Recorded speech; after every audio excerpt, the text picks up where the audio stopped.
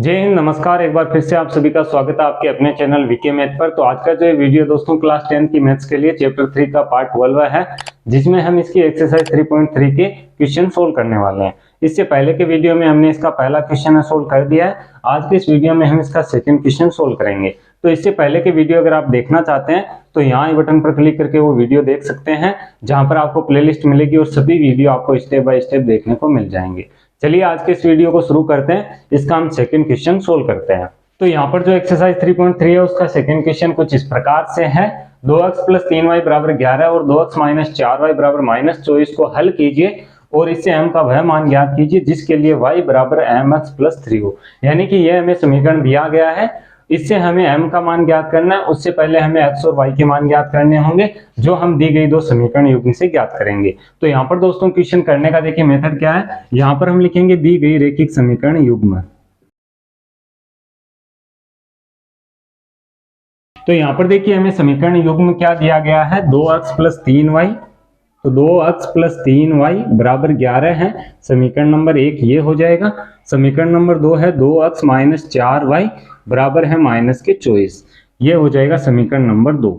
अब यहाँ पर दोस्तों समीकरण 1 और समीकरण 2 से हमें x और y के मान ज्ञात करने हैं। यहाँ पर दोस्तों हमारी एक्सरसाइज है 3.3, जिसमें प्रतिस्थापन विधि। तो प्रतिस्थापन विधि से ही सारे क्वेश्चन का मेथड रहेगा, उसी से हम सोल्व करेंगे। कि किस तरीके से हम कर सकते हैं। सबसे पहले तो यहाँ पर देखिए जो समीकरण नंबर 2 है उससे हम थोड़ा सा छोटा, यानी कि उसकी संख्याएं छोटी कर सकते हैं, क्योंकि पूरा समीकरण 2 से डिवाइड हो रहा है। तो पूरे समीकरण को 2 से डिवाइड कर देते हैं। तो यहाँ पर आप समीकरण नहीं रख के इसके बाद में जो समीकरण आएगा उसे आप 2 नंबर समीकरण दे सकते हैं। तो यहाँ पर देखिए 2 का भाग 2x में x बार जाएगा, 2 का भाग 4y में 2y बार जाएगा और 24 में जाएगा 12 बार, तो -12 आएंगे।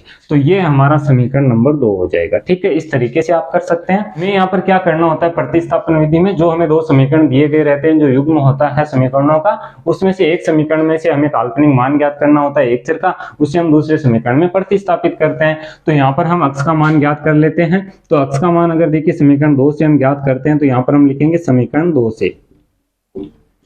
तो समीकरण 2 में देखिए क्या हमें दिया गया, x - 2y = -12 है। तो 2y को हम उधर पक्षांतरण कर देते हैं। तो x = 2y देखिए उधर जाएगा, प्लस का हो जाएगा। -12 पहले से है तो 2y को पहले लिख देते हैं। 2y प्लस क्या है, -12। ये हो जाएगा हमारा समीकरण नंबर 3। अब यहाँ पर हम क्या करते हैं, जो हमारा समीकरण 3 आता है, जो x का या किसी भी y का चर का मान आता है, उसे हम किसी दूसरे समीकरण में प्रतिस्थापित करते हैं। लेकिन यहाँ पर देखिए कौन से समीकरण में हमें प्रतिस्थापित करना है। यहाँ से ये समीकरण 3 x का मान जो हमने ज्ञात किया है 2 नंबर समीकरण से किया है, तो इसे हम फिर से 2 में नहीं रखें, इसे हम समीकरण नंबर 1 में रखेंगे। तो यहाँ पर हम लिखेंगे समीकरण 1 में x का मान प्रतिस्थापित करने पर।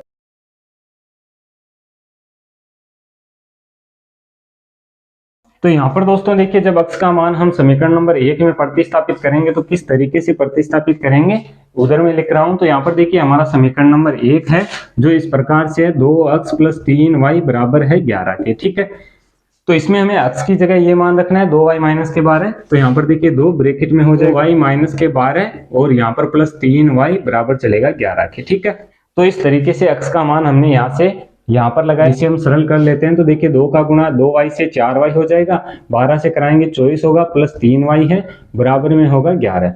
अब यहाँ पर देखिए 3y प्लस क्या है, 4y प्लस क्या है, 7y हो जाएंगे जुड़ के, और माइनस के 24 को उधर पक्षांतरण कर देते हैं तो 11 + 24 हो जाएगा, क्योंकि 24 इधर माइनस का उधर जाते हैं प्लस का होगा। 24 और 11 को हम ऐड कर देते हैं तो ये हो जाएंगे 35 35 और बराबर चल रहा है 7y के। y का अगर हमें मान ज्ञात करना है तो 35 यहाँ पर है, 7 इसके गुणे में है, इसके बटे में जाएगा। तो 7 का भाग हम 35 में लगाएंगे, 5 बार पूरा चला जाएगा, यानी कि y का मान कितना आ रहा है, 5 आ रहा है। तो अब हमें x का भी मान ज्ञात करना है। x का मान हम कैसे ज्ञात करेंगे, 3 नंबर समीकरण में x का मान लगा देते हैं। तो यहाँ पर मैं लिख रहा हूँ, यहाँ पर हमें फिर से लिखना है y का मान समीकरण 3 में रखने पर।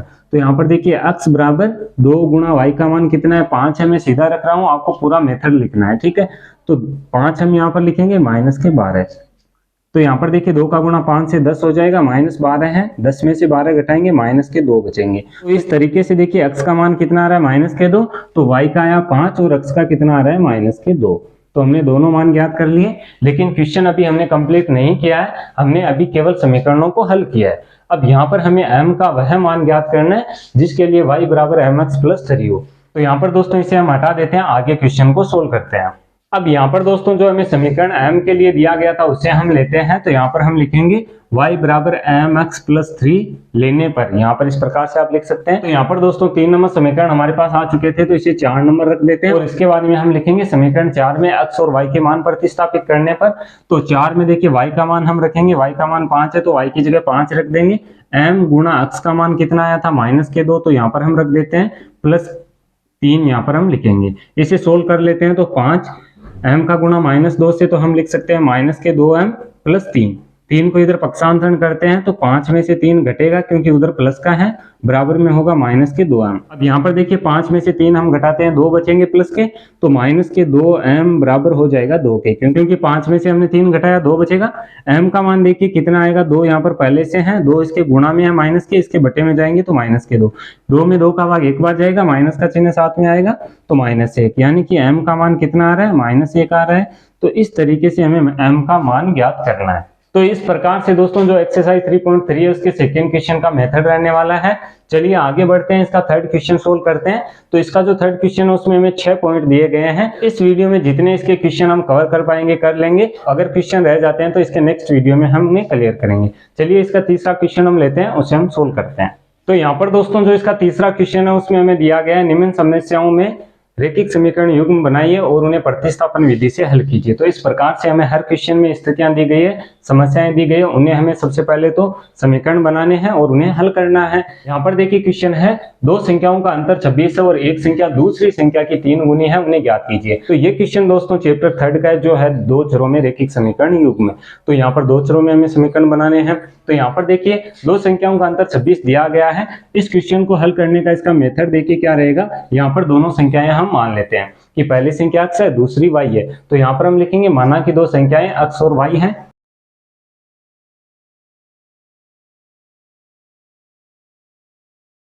अब यहाँ पर हमने x और y संख्याएं मान ली है, तो क्वेश्चन में क्या हमें कहा गया है, तो इसके लिए हम लिखेंगे प्रश्नानुसार। यहाँ पर दोस्तों पहली शर्त हम देखेंगे, पहली शर्त हमारी क्या है, पहली शर्त के अनुसार हमें कहा गया है कि दो संख्याओं का अंतर 26 है। अब देखिए जब अंतर हमें दिया जाता है यानी कि दोनों संख्याओं को घटाना है, सब्ट्रैक्ट करना है। यदि हमें इस तरीके से दिया जाता है दो संख्याओं का योग, तो दोनों संख्याओं को जोड़ना है। गुणनफल दिया जाता है तो गुणा करना है, ठीक है। पहली शर्त के अकॉर्डिंग हमें कहा गया है दो संख्याओं का अंतर 26 है, तो दो संख्याएं हमने x और y मानी है, तो x में से y हम घटाएंगे तो किसके बराबर रखेंगे, 26 के। ये हमारा इक्वेशन नंबर फर्स्ट हो जाएगा, ठीक है। इसी प्रकार से दूसरी शर्त से हम देखेंगे, तो दूसरी शर्त हमारी देखिए यहाँ पर क्या है, दूसरी शर्त में हमें कहा गया है एक संख्या दूसरी संख्या की 3 गुनी है। यानी कि पहली संख्या अगर हम x मानते हैं तो यह संख्या दूसरी संख्या जो हमने मानी है उसकी 3 गुनी है, दूसरी हमने y मानी है तो y का हम कितना गुना कर देंगे, 3 गुना। ये हमारा समीकरण नंबर 2 हो जाएगा। तो इस तरीके से हमें क्वेश्चन को पढ़ना है, अच्छे से समझना है और उसके हमें इक्वेशन बनाने हैं। तो 2 इक्वेशन हमने यहाँ पर बना दिए हैं। अब यहाँ पर देखिए समीकरण 2 में हमें पहले से ही x का मान हमें दिया गया है कि यहाँ पर x बराबर कितने हैं, 3y है। तो समीकरण 1 में समीकरण 2 से हम x का मान प्रतिस्थापित कर देंगे। तो यहाँ पर हम लिखेंगे x का मान समीकरण 1 में प्रतिस्थापित करने पर 1 नंबर समीकरण हमारा है x माइनस y बराबर है 26 के। यहाँ पर हम 26 लिखेंगे। x का मान यहाँ पर है दोस्तों 3y, तो 3y यहाँ पर हम लिख देते हैं। y बराबर कितना हो जाएगा, 26। अब यहाँ पर देखिए 3y में से y घटाएंगे, 2y बचेंगे, बराबर हो जाएगा 26 के। अब यहाँ पर अगर हमें y का मान ज्ञात करना है तो y के गुणा में 2 है, ये 26 के बटे में जाएगा तो 26 बटे कितना हो जाएगा, 2 का मान आएगा 13। यानी कि y यहाँ से कितना आ रहा है, 13 आ रहा है। तो x हम आसानी से ज्ञात कर सकते हैं किस तरीके से, समीकरण 2 में y का मान लगा देंगे तो यहाँ पर y का मान रखेंगे, x का मान आ जाएगा। तो यहाँ पर हमें इसके आगे लिखना है समीकरण 2 में y का मान रखने पर। तो y का मान चलो रख देते हैं, तो x बराबर 3 गुना y का मान 13 है, तो 13 का गुणा 3 से कितना हो जाएगा, 39। तो x हमारा आ रहा है 39 और y हमारा कितना आ रहा है, 13। तो ये x और y के मान आ जाएंगे। तो जो हमें संख्याएं पूछी गई थी, x यानी पहली संख्या 39 है और दूसरी संख्या कितनी है, 13 है। अब यहाँ पर दोस्तों अगर हमें चेक करना हो कि हमारे जो आंसर आए हैं वो सही है या नहीं है, तो फिर से क्वेश्चन को एक बार ट्राई कीजिए और उसके अकॉर्डिंग दोस्तों जो हमने मान ज्ञात किए हैं वो रखते जाइए। देखिए किस तरीके से दो संख्याओं का अंतर 26 है, तो देखिए दो संख्याएं 39 और 13 हमारे पास आई है। 39 में से 13 घटाते हैं 26 आता है, ठीक है। इसके बाद में एक संख्या दूसरी संख्या की 3 गुनी है, तो एक संख्या हमने 39x मान लेते हैं, दूसरी 13 है, तो 13 का 3 गुना 39 होता है, तो 39 बराबर 39। तो हमारे आंसर जो है वो सही है। इस तरीके से क्वेश्चन का मेथड रहने वाला है। यहाँ पर दोस्तों जो लाइनें मैंने आपको बताई है, जैसे यहाँ पर x का मान हमने समीकरण 1 में रखा, तो वो मैं यहाँ पर नहीं लिख रहा हूँ, वो आपको खुद से लिखना है, क्योंकि यहाँ पर जो वीडियो है लेंथली हो जाएगा जब मैं बार बार मेथड इसका लिखूंगा। लेकिन समझने में आपको अच्छे से समझ में आ रहा है तो आप अच्छे से लिख सकते हैं। चलिए इसका सेकेंड पॉइंट हम सोल्व करते हैं। तो यहाँ पर दोस्तों जो इसका सेकंड क्वेश्चन है कुछ इस प्रकार से है, दो संपूरक कोणों में बड़ा कोण छोटे कोण से 18 डिग्री अधिक है, उन्हें ज्ञात कीजिए। तो यहाँ पर देखिए क्वेश्चन सोल्व करने से पहले हमें यह पता होना चाहिए कि संपूरक कोण क्या होते हैं, जिन्हें कहते हैं सप्लीमेंट्री एंगल। तो संपूरक कोण दोस्तों होते क्या है कि दो कोणों का योग यदि 180 डिग्री है तो दोनों कोण एक दूसरे के संपूरक कोण है। एक होते हैं पूरक कोण जिन्हें कहते हैं कंप्लीमेंट्री एंगल, जिनमें क्या होता है कि दो कोणों का योग यदि 90 डिग्री है तो वहां पर दोनों कोण एक दूसरे के पूरक कोण होंगे। तो संपूरक कोणों की स्थिति में दोनों कोणों का योग होता है 180 डिग्री के बराबर। अब देखिए क्वेश्चन में हमें कहा गया है दो संपूरक कोणों में बड़ा कोण छोटे कोण से 18 डिग्री अधिक है, उन्हें ज्ञात कीजिए। तो यहाँ पर हम मान लेते हैं, माना कि दो संपूरक कोण x डिग्री और y डिग्री है, ठीक है।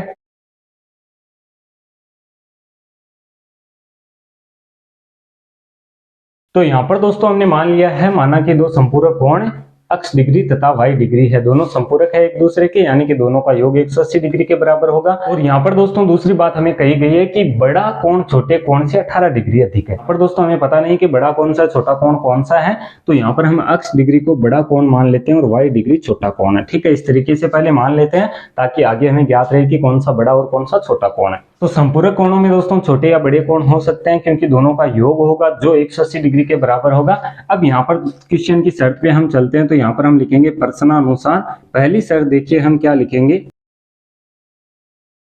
यहाँ पर हमें सीधी दूसरी शर्त दी गई है कि दोनों कोणों में संपूरक कोणों में बड़ा कोण है जो छोटे कोण से 18 डिग्री है। लेकिन एक शर्त हमें पहले से पता है कि जब दो कोण संपूरक होंगे तो उनका योग 180 डिग्री होगा। तो यहाँ पर दोस्तों x कोण को y कोण में हम ऐड करेंगे तो इसका मान कितना आएगा, 180 डिग्री आएगा। तो ये होगा हमारा equation number first. Second equation देखिए किस तरीके से बनेगा, दूसरी शर्त हमें क्वेश्चन में दी गई है।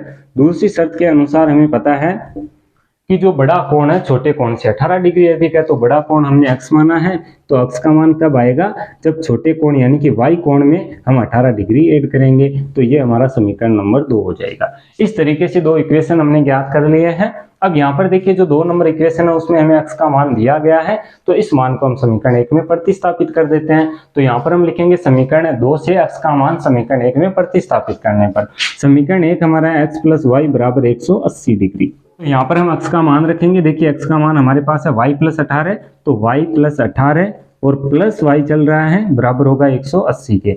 ब्रैकेट को हम ओपन करेंगे तो y प्लस 18 प्लस y और बराबर हो जाएगा 180 के। अब y को ऐड कर देंगे, 2y हो जाएगा, 18 प्लस के इधर हैं, उधर जाते ही माइनस के होंगे तो 180 में से 18 माइनस हो जाएंगे। अब देखिए 180 में से हमें 18 घटाने हैं, तो यहाँ पर हो जाएगा 2y बराबर 180 में से 18 हम घटाएंगे 162 हो जाएंगे। अब यहाँ पर दोस्तों हमें y का मान चाहिए, तो 162 के बटे में 2 को भेज देते हैं, क्योंकि 2y के गुणा में है। y का मान कितना आएगा, 2 का भाग 162 में लगाएंगे 81 आएगा, तो y का मान आ रहा है 81 डिग्री, ठीक है। तो y का मान हमने ज्ञात कर लिया। दोस्तों y का मान अगर हमें ज्ञात है तो x का हम ज्ञात कर सकते हैं, क्योंकि समीकरण 2 में हम y का मान लगाएंगे x का मान आ जाएगा। तो यहाँ पर हम लिखेंगे समीकरण 2 में y का मान रखने पर, तो यहाँ पर रख देते हैं समीकरण 2 हमारा ये है, y का मान यहाँ पर 81 डिग्री है और प्लस 18 डिग्री है, ठीक है। तो 81 में 18 हम ऐड करेंगे तो ये हो जाएंगे दोस्तों 99 डिग्री, ठीक है। तो x का मान कितना आ रहा है, 99 डिग्री है और y का मान कितना है, 81 डिग्री है। अब यहाँ पर देखिए शर्तें जो हमने बनाई थी वो कंप्लीट हो रही है या नहीं, यहाँ पर ये भी हमें चेक करना है। तो x प्लस वाई बराबर 180 आना चाहिए, तो 81 और 99 को हम जोड़ते हैं 180 होता है। दूसरी शर्त हमारी यह है कि जो पहला कोण है x, जो बड़ा कोण है वो छोटे कोण से 18 डिग्री अधिक है। तो देखिए छोटा जो कोण है वो 81 डिग्री का आया था, 81 में हम 18 ऐड करते हैं तो 99 होता है। तो यहाँ पर हमारी दोनों शर्तें सही है, यानी कि जो हमारे आंसर हैं वो भी बिल्कुल सही है। इस तरीके से ये क्वेश्चन का मेथड है, इस तरीके से हम सोल्व करेंगे। तो यहाँ पर दोस्तों एक्सरसाइज 3.3 का जो थर्ड क्वेश्चन है उसके 2 पॉइंट हमने सोल्व कर दिए हैं। इसका नेक्स्ट पार्ट जो 13 आएगा उसमें हम इसके जो आगे के क्वेश्चन है वो सोल्व करेंगे। ये वीडियो आपको कैसा लगा कमेंट करके मुझे जरूर बताएं। अगर ये वीडियो आपको पसंद आया तो वीडियो को लाइक और शेयर जरूर कीजिएगा। आगे आने वाली वीडियो देखने के लिए आप इस चैनल को सब्सक्राइब कर सकते हैं। सब्सक्राइब करने के बाद में बेल के आइकन को जरूर प्रेस करें ताकि आगे आने वाली वीडियो के नोटिफिकेशन आपको मिलते रहे। मैं मिलता हूँ आपसे इसी के नेक्स्ट वीडियो में, तब तक के लिए जय हिंद, जय भारत, वंदे मातरम।